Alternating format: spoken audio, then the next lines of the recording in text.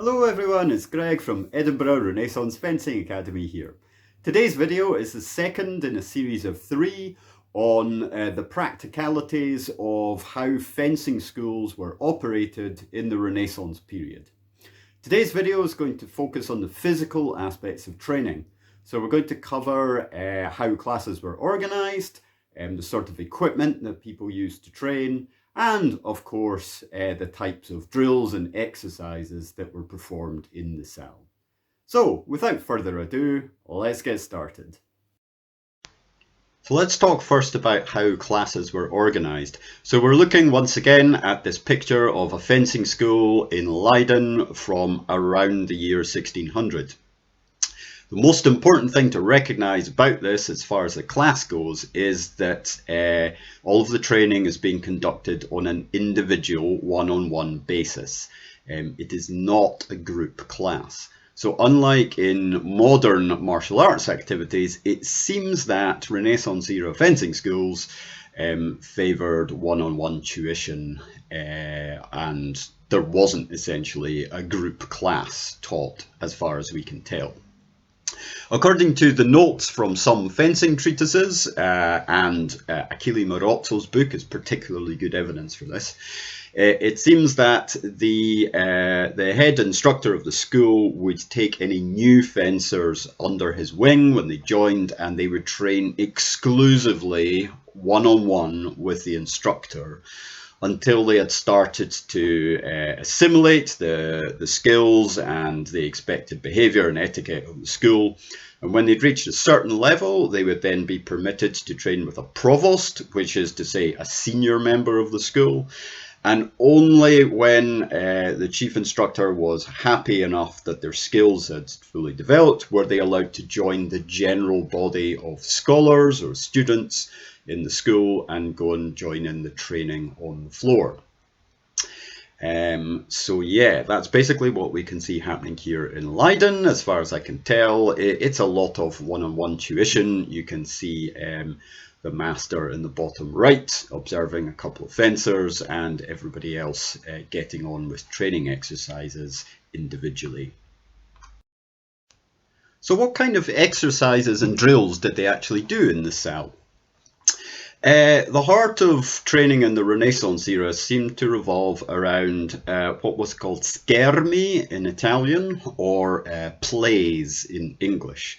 This diagram from Vincentio Saviolo's treatise shows two fencers about to engage in one of his specified plays.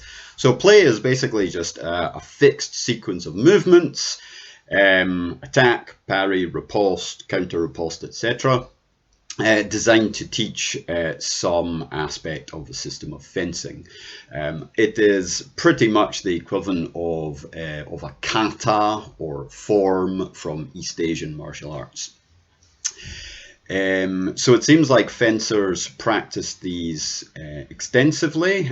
Some schools had a huge repertoire of plays, Marozzo's being a good example of this. Others had only one or two fixed plays which their students were expected to learn. But this does appear to have been the focus of a lot of training. There were also other drills, conditioning drills and skill development drills, which were performed in the cell, as we can see here in this diagram from Joachim Meyer's German treatise of the 1570s. So, for example, there was striking at different kinds of target. Here there's a wall target. Di Grassi mentions striking the pell. Now, a pell was a kind of wooden post, which may or may not have been covered in some kind of padding. So basically, fencers were expected to strike these targets in order to build up arm strength, learn how to handle their weapon correctly, and certainly in the case of this Meyer diagram, to learn how to target appropriately. So this is kind of the equivalent of punch bag exercises in modern boxing. There were also solo exercises which could be done either with or without a sword. So fencers were expected to do kind of flow exercises with the sword, so chaining or sequencing together different movements. until they could perform them quickly and smoothly. This is described in de Grassi's treatise. So this is more or less the equivalent of shadow boxing. So you could think of it as shadow fencing, I suppose. There were also physical conditioning exercises. So there are diagrams and descriptions of fencers performing vaults, lifting heavy rocks, even possibly running. That's certainly mentioned as being beneficial to physical health in at least one treatise. We should also note that de Grassi says some or even many fencing schools advocated using heavyweight training swords to build up arm strength, although he himself did not favour that method. So these were all different aspects of physical conditioning and individual skill development. Free fencing, or sparring as modern people generally call it, was certainly a part of fencing training in the Renaissance. It's hard to say what proportion of training in the salle free fencing took up. I imagine it must have been less than half of the time, possibly much less than half of the time. Because the focus in the treatises that we have seems to very much be on the schermi, on the plays. However, that is quite speculative on my part. We just don't really know. Now, free fencing could be done in a competitive, basically sporting manner, or it could be done in a less formalized and more casual manner. Again, it's hard to know what proportion of such approaches were used.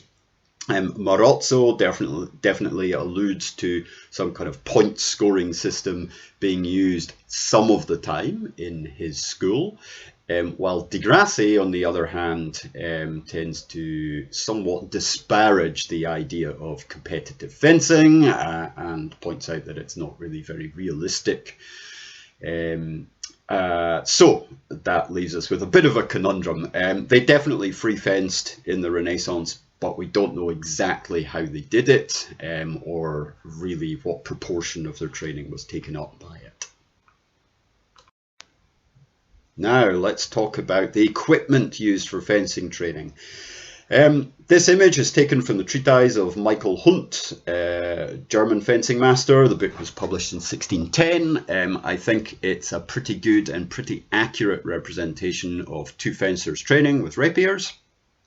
The most important thing to note here is the lack of any kind of protective gear on the bodies of the fencers. There were no fencing masks in this period. Fencing masks were not invented until, I believe, later in the 18th century, and certainly did not become standard gear until into the 19th century. Their heads were completely open. Most images of fencing show people wearing standard civilian clothes on their bodies. The doublets they're wearing on their torsos may have been padded. This was certainly the case in some situations, but again, not really standard gear. This may just represent normal civilian clothing. Presumably, they wore gloves to protect their hands. This is definitely mentioned in some sources. But these probably weren't very special gloves. They may just have been ordinary leather kind of civilian wear gloves. We're not really sure. Last thing to talk about is the training weapon. There were several options in the period. Many Italian treatises make reference to the spada da gioco, so the training sword. So this was a sword with a blunt blade. This contrasted with the spada da filo, so the edged sword, or sharp sword in other words. Now, some masters did actually advocate training with a sharp sword. It's interesting to think about that and what it means for their training methodology. If they were using sharps, there is no way they could be training competitively or intensively. They must have been training in a very controlled way to use such weapons. In the late 16th century, a third possibility became available, the fencing foil, which is what we can see here in this diagram. So the foils of the day were proportionate to rapiers. They had square section blades, a little bit more flexible than ordinary sword blades, and with a bald and blunted tip, usually with some kind of leather or other padding tied over it to reduce the impact of thrusts. So as far as I can tell, this is a pretty good representation visually of rapier fencing training from the late 16th or 17th century. And here we can see photographs of some original surviving antique fencing foils, including a dagger foil. The top one is an Italian model from approximately 1580, so that's the era of Di Grassi, for those who are interested in that system. And the lower one is a German model from the early 1600s with an accompanying dagger. These are both held in the collection of the Royal Armouries in Leeds, down in England.